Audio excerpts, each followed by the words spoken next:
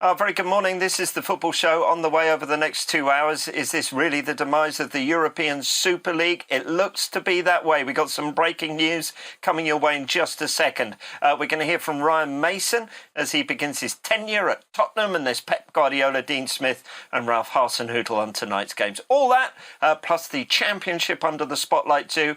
With today's guests, delighted to see them here as always. Eddie Newton and Curtis Davis with me this morning as we look at many big stories in the world of football. Good morning to both of you too. Lovely to see you. Right, let's get to that breaking news that I hinted at. And the breakaway European Super League founder and Juventus chairman Andrea Agnelli has said on Wednesday, today, that the league can no longer go ahead after those 6 English clubs withdrew. So the Juventus chairman, Andrea Agnelli, and one of the founders of this European Super League in the past couple of moments, according to the Reuters news agency, has said that the European Super League can no longer go ahead. Asked whether the project could still happen after the exits, he said this: to be frank and honest, no. Evidently, that is not the case. So, the latest move in this comes from Italy, and it seems to be confirmation that the European Super League is now null and void. It comes from the background of, first of all, Chelsea, then Manchester City, and overnight the other English teams involved, all withdrawing from the European Super League. And this morning, the Liverpool principal owner, John W. Henry, sent this message to supporters. I want to apologize to all the fan supporters of Liverpool Football Club for the disruption I caused over the past 48 hours. It goes without saying, but should be said, that the project put forward was never going to stand without the support of the fans. No one ever thought differently in England. Over these 48 hours, you were very clear that it would not stand. We heard you. I heard you. And I want to apologize to Jurgen, to Billy, to the players, and to everyone who worked so hard at LFC to make our fans proud. They have absolutely no responsibility for this disruption. They were the most disrupted, and unfairly so. This is what hurts most. They love your club and work to make you proud every single day. I know the entire LFC team has the expertise, leadership, and passion necessary to rebuild trust and help us move forward.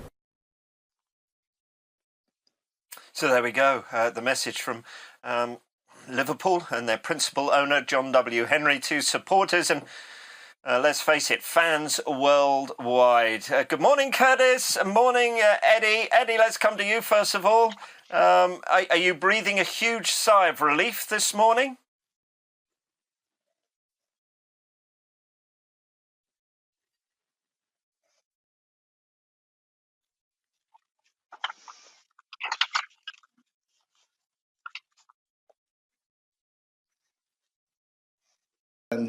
The management, the players, everyone standing together and literally putting a stop to this. Curtis, for you as a player looking on, how did you feel? Powerless over all this that was happening, and now do you feel empowered by the response, the reaction, and how it all turned out? Yeah, because obviously those players that at those big clubs, like the Liverpool players that have stood up and actually spoken against it, have made a big difference. You know, as a player that isn't part of that top 6, that big 6, shall I say, you are powerless because you're one of the players that potentially could fall by the wayside, I guess, because of this new format. So I think it's the best thing for football. It's the best thing in general. You know, as Eddie said as well, football's nothing without the fans. So ultimately, if they don't want it, I'm glad that eventually they've listened, because I think people seem to think that fans just want to watch glamorous football. Yes, they want to watch glamorous football, but they want it to be merited, and they want to achieve that idea of playing in the Champions League, playing against the Real Madrids, the Barcelonas. But now it's just come down to greed, and fortunately that greed has gone by the wayside. I'm interested to get your take as well, Eddie, because you're joining us live today from Turkey, and therefore perhaps you can give their spin and perspective on things, because their fans are no less passionate, even, could be argued even more passionate than some of those fans of clubs who were going to be involved in it. So what was the take in Turkey on the European Super League? I was interested in watching it. A lot of people on social media were commenting about it, and I think some of them were disappointed that none of their bigger clubs were put in the mix as well. But I think the same feeling was at this in Turkey, that if you're going to rip up the National League, it waters it down, and it's not the same product as it is with the bigger clubs in it. So therefore, as Curtis just said, you have to warrant and merit going into these big massive games as in the Champions League against the bigger clubs who have gone and won on in their domestic game. And I think the same feeling is here. I think it's worldwide, the same feeling. I think one irony of it is English clubs have always been calling for Celtic and Rangers to come to the Premier League, and never really worried about what was going to happen to Scottish football. But now we understand. We understand how devastating it would be to Scottish football to lose Celtic and Rangers. So I don't think we'll ever be calling for that again, because I think that was one thing that kind of, at the time, everyone was like, well, if Celtic and Rangers came down here, they'd be brilliant. They could get 60,000 in the Premier League, all the Premier League money, they'd be great for the league. But it would have killed Scottish football. So I think we understand that now. And I think finally that Celtic Rangers thing will be put to bed as well. Has it reignited or strengthened your faith in football and its supporters as well, Eddie? I mean, there were the protests at Ellen Road, but the protests at Stamford Bridge for supporters who actually looked from the outside to be gaining hugely from this European Super League and all the riches that would go with it, yet they held on to the fundamental belief of football and all that it means to not just them and their club, but to the game nationwide. Did that restore your faith in the game? Yeah, it does restore your faith in the game. It restores your faith in humanity, almost, that everyone that can come together and put a stop to essentially what is greed. At the end of the day, football is for the common man, and we all want to see our own leagues progress. We all want to see our better teams get into top competitions and progress. But the fundamentals, the grassroots of your own national game is the basis of everyone's league. And therefore, you have to covet it and protect it and look after it. The individual league, the individual teams, you look after it and you support your team, and you try and build a better and bigger club. And also you hope that progresses and then becomes a bigger, better league as the Premier League has become. So to defend it like they did was really heartening to see. Not just Chelsea, but the clubs throughout the social media, the players demonstrating as well with the T-shirts and so on and so forth. It was really heartening to see. Does it also restore our faith in the players as well, Curtis? Because let's use Jordan Henderson as an example. Maybe coming towards the end of his career, but if Liverpool had been involved of this, he as a player there would have received riches beyond even our own imaginations, and I can imagine quite big. So it was almost a self-sacrificing comment for the common good of the game. So was that heartwarming to see as well? I think it was, yeah, because like you say, if these players that are on big money already at these football clubs were to go to this Super League, you'd imagine that even their astronomical wages would be doubled probably by going to this league. So it is quite a selfless act from those players. But I've kind of just compared it to, the moral side of it as a player of going to China.